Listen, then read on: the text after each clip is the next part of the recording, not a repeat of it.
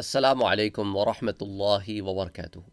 ایک اور معاشرتی مسئلے پر ہم بات کرتے ہیں، جنہیں ایک خاتون نے پوچھا ہے کہ ہمارے ہاں یہ ہوتا ہے کہ جب کسی بندی کے شوہر کا انتقال ہو جاتا ہے تو شوہر کے انتقال ہونے کی صورت میں لوگ اس عورت کو عجیب و غریب سی باتیں سناتے ہیں کہ یہ تمہاری نحوست ہے، یا یہ تمہارے کسی جو ہے گناہ کی تمہیں سزا ملی ہے، یا تمہاری بدقسمتی، whatever I mean some kind of a negative thing جو عورت کے اوپر تھوپ دی جاتی ہے۔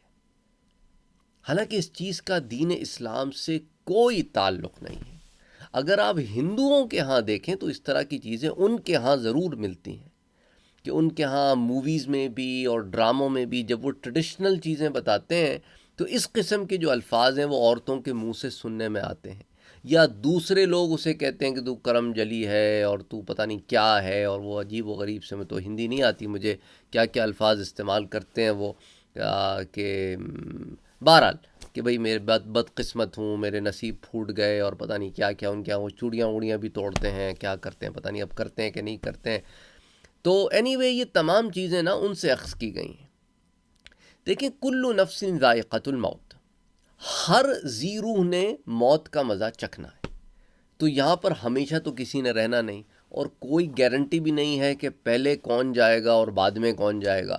بعض سچویشن میں ہم دیکھتے ہیں کہ بیوی کا انتقال شوہر سے پہلے ہو جاتا ہے، بعض صورتوں میں ہم دیکھتے ہیں کہ شوہر کا انتقال بیوی سے پہلے ہو جاتا ہے۔ تو اس میں کسی کا دوش کیسے ہو سکتا ہے، کسی کو الزام آپ کیسے دے سکتے ہیں، جبکہ زندگی اور موت کا فیصلہ کرنے والا تو اللہ عز و جل ہے۔ تو اسی لیے اس قسم کی بیکار باتوں سے پرہیز کرنا چاہیے۔ اب دیکھیں نا، حضور اکرم صلی اللہ علیہ وآلہ وسلم کے اصحاب میں سے کتنے صحابہ ایسے ہیں جن کی وفات ان کی بیویوں سے پہلے ہو گئی، اور بعض بیویوں کی وفات ان کے شوہروں سے پہلے ہو گئی۔ تو معاذ اللہ، استغفر اللہ العظیم، اس قسم کا کانسیپٹ اگر کوئی لے کے چلے تو پھر بات کہاں تک جاتی ہے؟ تو ایسی کوئی بات ہے ہی نہیں، دین میں اس کی کوئی اصل ہے ہی نہیں۔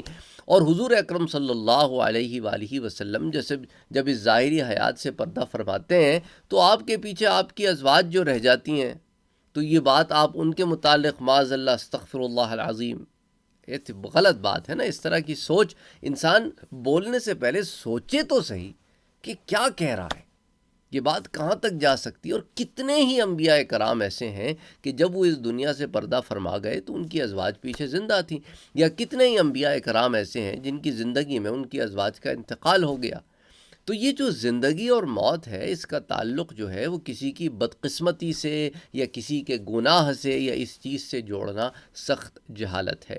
تو بات یاد رکھیں، یہ ہمارے معاشرے کے وہ ایلیمنٹس ہیں جن کا تعلق اسلام سے ہرگز نہیں ہے، یا کلچر سے ہے، یا جس مذہب سے وہ اسلام میں داخل ہوئے اس سے ہے، اور چونکہ وہ ریتی رواج اس قدر عام ہو گئے ہیں کہ لوگ سمجھتے ہیں کہ شاید یہ بھی دین ہی کا کوئی حصہ ہوگا۔ یاد رکھیں، اسلام میں دو چیزیں ہیں، ایک چیز اسلام میں، بلکہ یوں کہیں مسلمانوں میں دو چیزیں ہیں، ایک شے اسلام میں ہے اور ایک شے ان کی کلچر کی ہے۔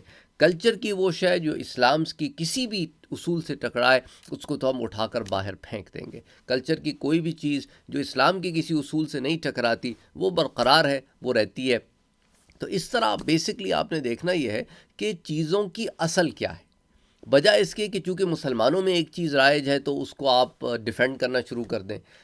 اس کے بجائے دیکھنا یہ چاہیے کہ جو چیز مسلمانوں میں رائج ہو گئی ہے، اگر تو وہ غلط ہے تو ڈیفینیٹلی اسلام سے تو اس کا کوئی تعلق ہو نہیں سکتا، وہ کسی کلچر، کسی ریتی رواج، کوئی ثقافت کا حصہ، کوئی اس طرح کا معاملہ تو ہو سکتا ہے۔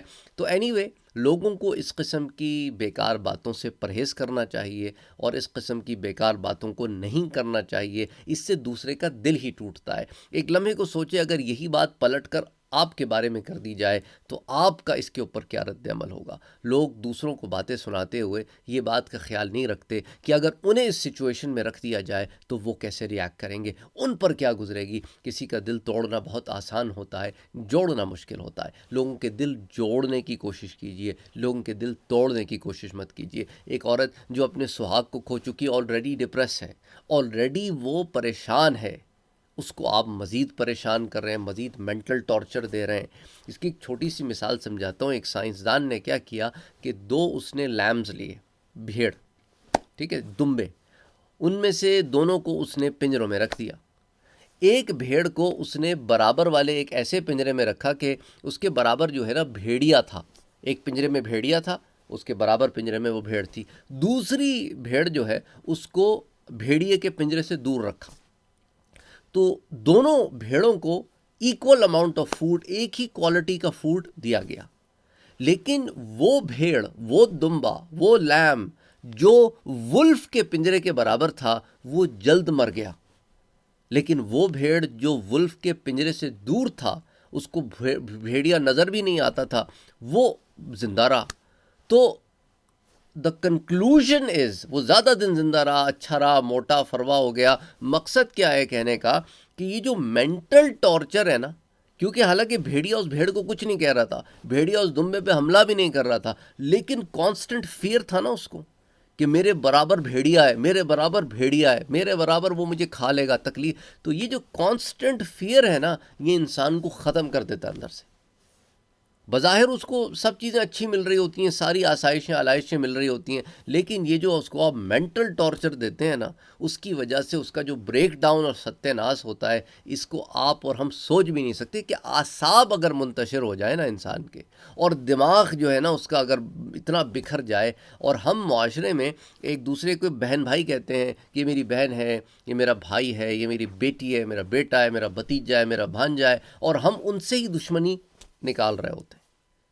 کہنے کو ہم ان سے بہت محبت کرتے ہیں، لیکن ہمارے الفاظ نشتر بن کے ان کے اندر ایسے ہم چبھوتے ہیں جس کی کوئی حد نہیں. تو خدا کے لیے لوگوں کو مینٹل ٹارچر سے بچائیں، اور اس کا ایک بہترین طریقہ یہ ہے، اس کی حفاظت کریں، زبان کی حفاظت کریں. زبان کی حفاظت کرنے کا بہترین طریقہ پتہ ہے کیا ہے؟ پہلے سوچو پھر بول دو. اور سوچنے کا مطلب یہ ہے کہ جو میں ابھی کہنے جا رہا ہوں، کہیں اس سے کسی کے دل آزاری تو نہیں ہوگی، کہیں کسی کو اس سے تکلیف تو نہیں ہوگی. دیکھو، نصیحت کرنا اور کسی کو تکلیف دینا یہ دو الگ الگ چیزیں ہیں. ہمارے ہاں کا بعض لوگ اس کو ایک ہی کیٹیگری میں ڈال دیتے ہیں. میں تو ان کے بھلے کے لیے کہہ رہا ہوں. یہ بھلے کے لیے آپ کیسے کہہ رہے ہیں کہ دوسرے کا جگر چھنی کر دیا آپ نے؟ یہ کس قسم کا بھلا ہے؟ بھئی بات کرو تو حکمت سے کرو نا، کہ دوسرے کو اگر صحیح معنوں میں آپ نے سمجھانا ہے، دوسرے کو صحیح معنی میں نصیحت کرنی ہے، دوسرے کو اگر صحیح معنی میں کسی صحیح راستے پر ڈالنا ہے، تو اس کو طریقہ کار ہوتا ہے پیار سے، محبت سے، لاجک سے، مختلف اور پیرائے میں بات سمجھانے کی کوشش کی جاتی ہے، بجائے اس کے کہ آپ نے اسی کو لا کے کٹہرے میں کھڑا کر دیا. اچھا، پھر ایسے لوگ وہ ہوتے ہیں کہ اس عورت کا پھر گھر بھی دوبارہ بستے نہیں دیتے. ایک طرف تو اس کو الزام دیتے ہیں کہ تیری وجہ سے یہ ہو گیا، تیری وجہ سے وہ ہو گیا، سسرال والے پیچھے پڑ جاتے ہیں، کبھی میکے والے پیچھے پڑ جاتے. اس کا کیا قصور ہے بھائی؟ اس نے تو نہیں مارا. عجیب عجیب آوا ہے ہمارے ہاں.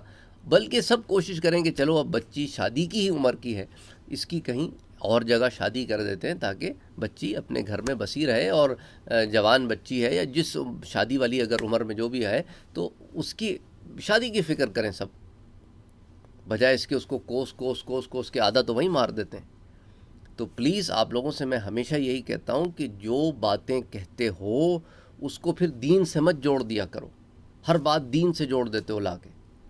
دین نے اس قسم کی کوئی نیگیٹو ایلیمنٹس آپ کو نہیں دیے ہیں. اسلام جو ہے وہ مکمل ضابطہ حیات ہے، کمپلیٹ کوڈ آف لائف ہے. کمپلیٹ کوڈ آف لائف میں ہیومن ڈسٹرکشن نہیں ہے، نہ سائیکولوجیکل، نہ ایموشنل ڈسٹرکشن، نہ سائیکولوجیکل ڈسٹرکشن، نہ فزیولوجیکل ڈسٹرکشن نہیں ہے، بلکہ یہ تو آپ کو سمیٹنے کے لیے آیا ہے. آپ کو ایک سمیٹنے کے لیے آپ کو ایک دین ایسا ہے جس میں آپ داخل ہوئے جو آپ کو سمیٹتا ہے، ایک مکمل انسان بناتا ہے، اور آپ نے اسی کا سہارا لے کر اس میں ادھر ادھر کی چیزیں ڈال کے لوگوں کی زندگی عذاب بنانا شروع کر دی ہیں. تو جس ایج پر بھی ہوں آپ، یہ صرف یہ نہیں ہے کہ بڑے لوگ ایسے، یہاں تو جوان لوگ بھی کبھی کبھی ایسی ایسی باتیں کر جاتے ہیں کہ دوسرا جو ہے وہ چھلنی ہو جاتا ہے. تو پلیز خیال رکھیں، جو بات کریں کہ کسی کو تکلیف نہ پہنچے. اگر آپ واقعی مخلصانہ طور پر کسی کی مدد کرنا چاہتے ہیں تو اچھے بولو، اچھی بات کرو. بہرحال امید کرتا ہوں کہ آپ کو بات سمجھ میں آ گئی ہوگی، اور السلام علیکم ورحمۃ اللہ وبرکاتہ.